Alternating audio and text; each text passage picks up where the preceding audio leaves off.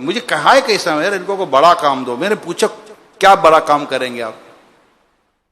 यानी ये बातचीत करने के बाद मैंने आपसे कोई बात की है, कईयों से बातचीत करने के बाद मैंने आपसे बात की। जब मैंने सवाल किया है यार इनको कोई बड़ा काम दें, ये बहुत मेन आदमी है, ये बड़ा, तो क्या बड़ा काम दो इनको? बताइए, क्या दर्स देना बड़ा काम नहीं है? क्या मदरसतुल मदीना बालिगान पढ़ाना ये बड़ा काम नहीं है?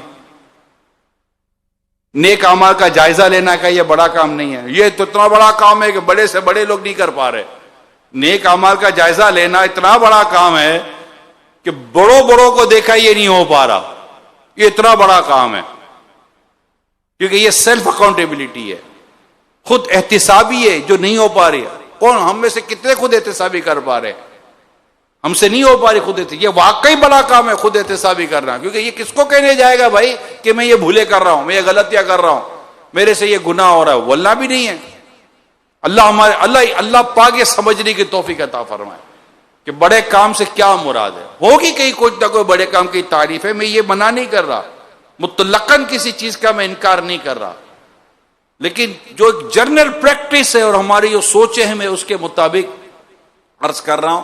तो लेना शुरू करें, कोई भी काम मिले ना ले लें यार, नहीं यार नहीं।